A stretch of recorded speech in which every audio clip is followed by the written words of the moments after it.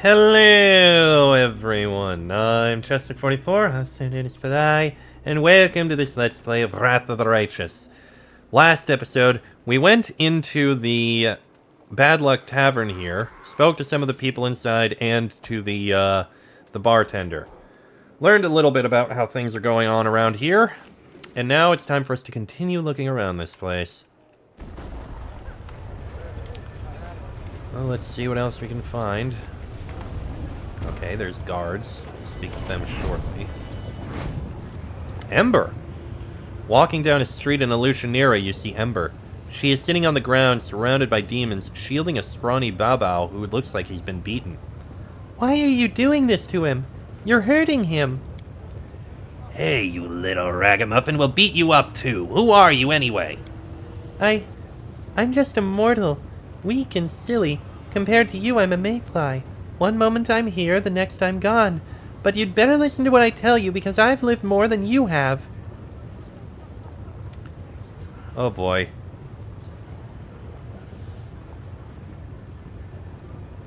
Listen to her carefully. This might be the most important thing you hear in your entire lives. Alright. We've always dreamed of listening to what a charred piece of meat has to say. The demon draws close to the girl and looks her over with contempt. What's with all the riddles? What do you mean you've lived more than us? It's very simple. I haven't lived very long, but I have friends. Those I can protect. Those who are glad to see me. There are many sad things, but I still know what happiness is. But you? Beating, biting, fearing, hating each other? Are you really happy? And if you aren't, is this any kind of life? So yeah, I've lived a lot, but you've spent centuries and centuries without really living. Pah! This mortal brat, this lump of meat is going to preach to us? The demon gives a predatory sniff, bends down, and shows off his mouth filled with sharp teeth. You know what makes me happy? Gobbling up tasty pieces of meat like you. Ember looks at him serenely. She reaches out and strokes his horned head with a burned palm. Poor thing. You are so hurt and scared all the time. You feel a bit better for a while when you torture others and forget about your suffering. But is that really happiness? The demon recoils from her touch. There's a combination of surprise and terror on his fearsome face. Are you crazy or something? The demons around Ember stand around Ember. Their faces show caution and rapacious interest. It is clear that they are slightly afraid of the strange girl who shows no fear, but at the same time they see no obvious threat. I warn you, this girl is under my protection. If anyone so much as touches her, they won't be leaving here. And you know what? Let's go further into it. Ember, this demon is wounded. Words are all well and good, but let's help him. Oh, you're right. How embarrassing. There. Ember whispers a spell and the demon's wounds heal.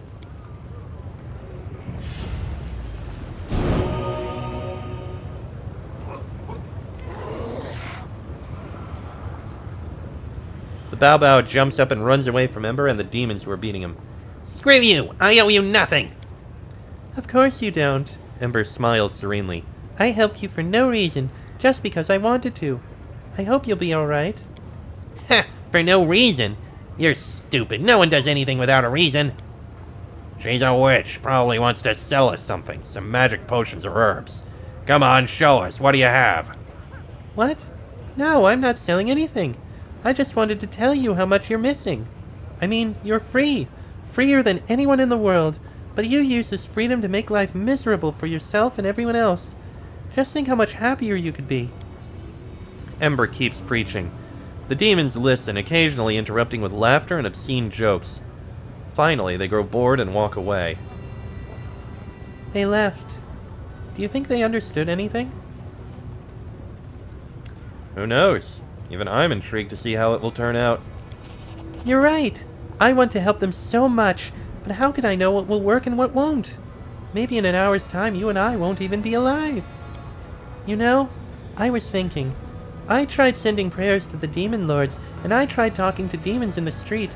One of the demon lords lives right here in the city. Nocticula, right? What if I tried to talk to her? Not through prayer, but in person. You're going to meet her sooner or later, aren't you? Please, take me with you. I'm sure if we meet face to face like you and I are talking right now, I'll be able to convince her to stop being so mean. You'll take me to her. Promise? Ember wants to preach to Nocticula, the Demon Lord. That's gonna be a hell of a thing.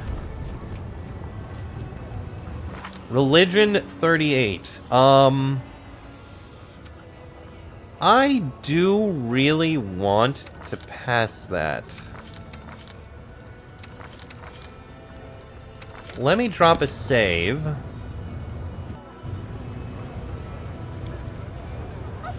Oh, good. The symbols inscribed on the wall belong to the language of the Titans, the first creators of the gods, and themselves the creators of the sinister Demodans. Can't do anything with that now, but we will be able to later, I think.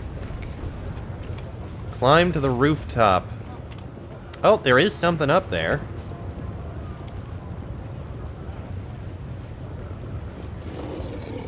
Thanks, Lamb.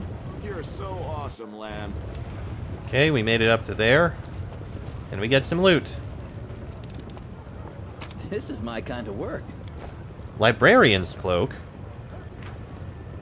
Plus 10 competence bonus on use magic device skill checks.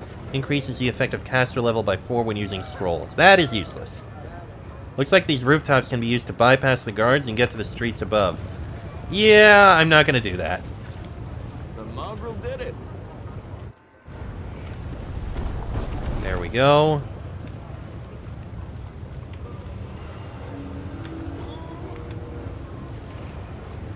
That would basically let us bypass the tavern, but that's fine.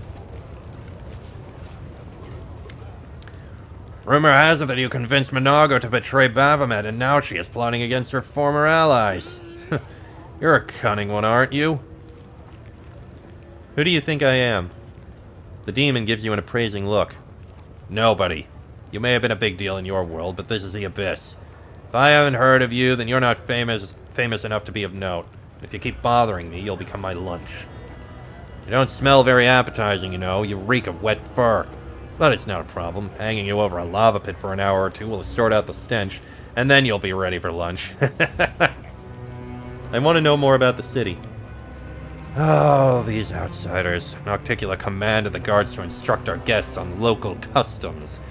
We are a welcoming city, and happy to see you happy to meet you exotic travelers. Anyway, here's a quick guide that'll keep you alive in Illusionera. At all times, no matter what, you need to remember 4 things. Who rules the land under your feet, what they have forbidden you to do, who you can draw your weapon against, and who you want to avoid offending at all costs. Seriously, you'd be better off impaling yourself on your own blade than going toe-to-toe with some of the denizens of this place. Who runs things in the city? Nocticula. Who else? But she's busy sitting in her palace looking pretty and couldn't care less about our business here. This is why her sycophant Shamira, mistress of the harem of ardent dreams, has the final word in the city's affairs. It's not like she cares what's happening either. She just singles someone out, accuses them of some misdeed, and sends them to stew in a cauldron of boiling filth. There's no real rhyme or reason to her behavior. She just does it to keep everyone in line. And, well, it works. Though her power isn't unlimited, there are others in the city whose word carries a great deal of weight. Take Hepsamira, for example. She has a great deal of influence, despite being new here, not to mention a demon born of Baphomet. The city is her playground. Shamira is the only one who treats her as she treats as an equal. Stuck-up bitch. If I were you, I'd steer clear of Baphomets. Scheming jerks, the lot of them. Lady Valexia in the upper city, she's like the leader of Illusionera's elite. She's always gentle, speaks softly, never rips out anyone's throats in the streets. All in all, I've never met a more sinister and grim creature in my entire life. Armangalet, the master of the Battle Bliss, also commands some authority. He's a psychopath even by local standards. This one time, he put on quite a show. He invited all the scum in the lower city to a free performance in the arena. Then he locked the gate and let loose a deep sea monster in the stands and announced it would cost 10 eyeballs per demon to leave. You know Burgaz? He used to have 4 eyes. Now he has 1. Ah, such slaughter. Still makes me giddy with excitement. Among the succubi, Shavaro is in charge. She's an angry bitch, but she acts sweeter than the blood of a righteous man. Monago used to run the 10,000 Delights until Shavaro found her way in. Must be quite a weasel, that one. Come to think of it, the city's chock full of the bosses. Anywhere you have two demons, one will always be trying to crush the other under its boot. What are the local laws like? Well, it's not like anyone in Illusionera cares about laws, so we have almost none. Well, there are guards at the gate to keep riffraff out of the really nice places. Nocticula prohibits anyone from laying a finger on visitors from other planes. We're the trading of the abyss, see? Everyone is welcome. Please come again. Thank you very much. But don't unclench your bowels just yet. All of the above applies only to the real movers and shakers. Small fry are either eaten or enslaved. The slave cages are crammed full of extraplanar guests. The guard takes a good look at Woljif, sneers, and adds, "And one more thing, kid. Stealing isn't forbidden in Illusionera, but neither is ripping the hands off thieves." Woljif sulks, muttering, looks like all guards are jerks no matter what plane they're on. No, it's just that you're still a pickpocket no matter what plane you're on. Demon or mortal, we can all spot an obvious thief at 50 paces. I see. Stop wasting my time and be on your merry way. I want to go through. The demon sucks his teeth and replies, his voice tinged with lazy menace. No can do. This quarter is where decent people live. When they want to dismember someone, they can go down to the lower city. We're standing here so they won't be bothered by riffraff that wants to dismember them. Believe me, you don't want to go there. Slave traders have magic collars that fasten themselves around the neck of chancellors such as yourself and drag them straight to the cages. I see. Yeah, move along, chump. I have to go. Very true, you have to go. Now get lost and don't bother me, and don't ever bother me again. I do what I Will become known. Okay, can go through this. Oh! Another trap, we can't get to anything up there. Again. Keep looking around. Huh. You were told to come up with 100 coins by tonight. Where are they, beggar?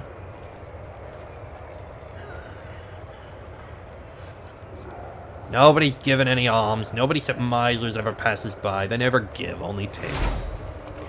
Oh, hold on. Intoxicated demon's leader. That's concerning.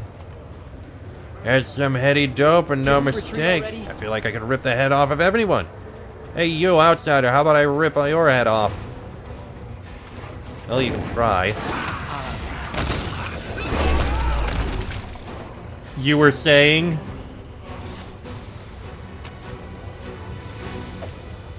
Jeez, a couple of things. Oh, wait. What is this? That bow looks unique. Deadeye. Whenever the wielder of this +4 axiomatic composite longbow lands the first hit in a round against an enemy more than 30 feet away, the enemy suffers a -2 penalty to AC for 2 rounds. That is pretty good, but I kind of want to keep the speed composite longbow. Deadeye would be good for someone else, though.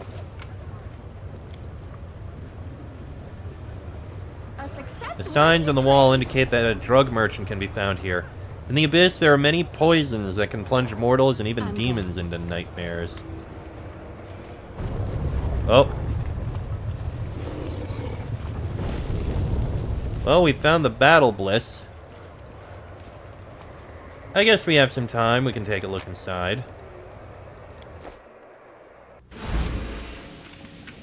Well, let's see. We do it my way. Oh, something we can loot. Pretty good, aren't I? Acorn pie. We already have that one. A handsome young man with tousled black hair strolls casually toward the demon surgeon. Oh, master of stitches, artist of the scalpel, and genius of the surgical profession, tell me, is your heart free? The young man has a glove puppet on his hand, a dragon made of rags with buttons for eyes. He raises it up and begins to ventriloquize loudly. His voice is surprisingly deep. Oh, so, do you have an hour of free time tonight? How about a romantic dinner? Are you trying to flirt with him? The young man gives you a sly wink and continues his conversation with the demon. No, I would not say that my heart is free. Right now it contains 3 copper rods, 200 grams of enchanted quicksilver, and a fair dose of Lamia silver extract. He pauses and gives the young man an appraising glance.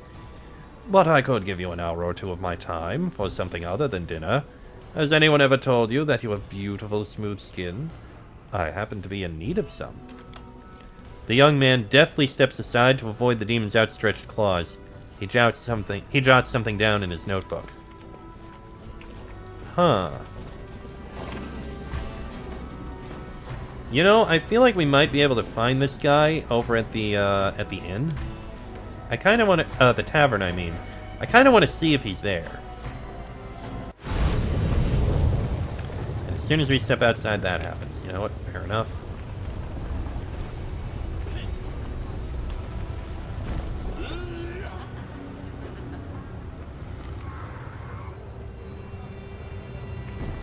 There we go. Okay, we go down. So, is he in here, this guy? He is not. Which means he must be elsewhere. Alright, I guess we go back to the Battle Bliss.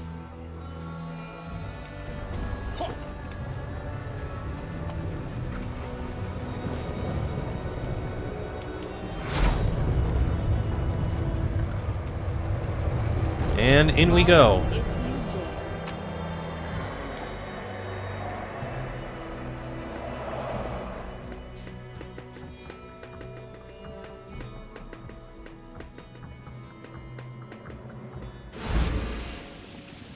Okay, so let's see here. Who is the arena healer? A demon in a blood-spattered apron fussily shoves a few foul-looking chunks of flesh into his apron pockets. His fingers are filled with horrible steel claws, and you hear the unpleasant sound of metal on metal as he slides them against one another like scissors. He looks up in your direction with an insane grin, and his voice makes your skin crawl. Are you one of the gladiators? Do you need a healer? Or are you here because you want to become more powerful? The demon inspects Lan closely. Oh, what a curious specimen. Who stitched you up? That's an interesting horn. And those scales, look how they reflect the light. How much reptile is there inside you? Can you climb walls? Or detect the changes of temperature outside?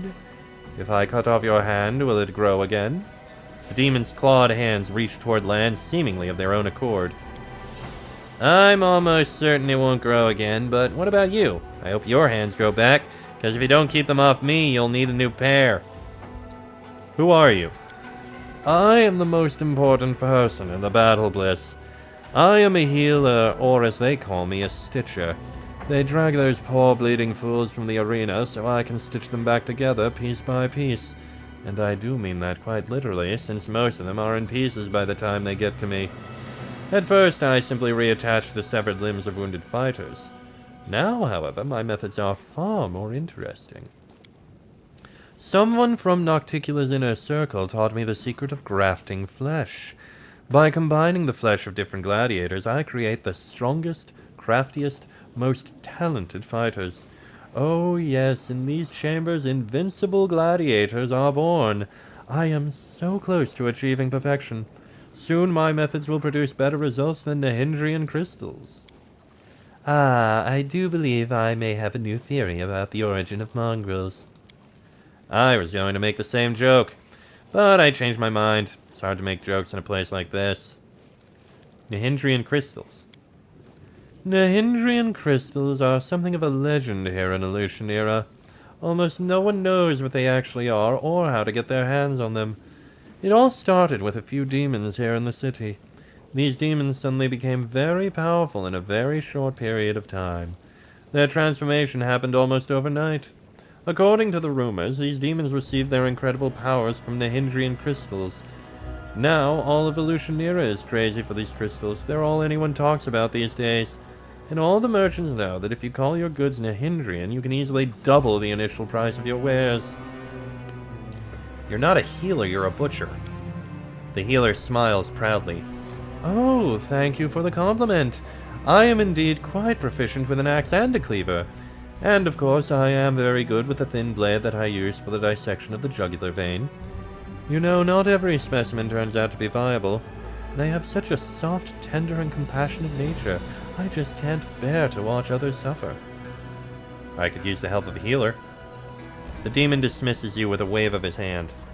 I don't bother with regular wounds. They are not worthy of my craft. Just drink a potion and you'll be fine. Ah, so he has potions for sale. And some scrolls. You know what? Fair enough. Now, if you don't mind, I am going to go ahead and sell you this, this, and this. These two I'm going to give to certain companions. Can you make me stronger? The healer looks at you eagerly. You hear the shrill screech of metal against metal as he rubs his steel claws together excitedly. Ah, for 30,000 gold, I'll stitch you up into something better. Much, much better. Mr. Mad Scientist, sir, let me offer myself up as a subject for your experimentation. Feel free to carve me up and stitch me back together as you see fit. The demon sizes Nenio up and nods approvingly. You'll do nicely. The price is still the same, 30,000 gold. But we'll talk about that later. Give me a moment. Okay, so I did do a quick lookup on what this is. It does make you much stronger. It gives you basically a +2 bonus to almost everything. Attack, damage, spell DC, spell penetration, and a couple other things. Natural AC. But the cost is when you reach less than 20% health, you enter a frenzy and attack everyone. Which is a terrible thing. No deal. The demon examines you with a sigh. He looks visibly disappointed. A shame. You could have made a magnificent... Oh, never mind, though. I have to go. The healer turns his attention back to his work. He takes a severed limb from the pocket of his apron and begins to examine it carefully. Okay, then. And Zeklex is probably the one in charge of the arena and the one we'd talk to start this. But I'm thinking maybe we hold off on that until the next episode, because we only got a couple episodes left. Oh.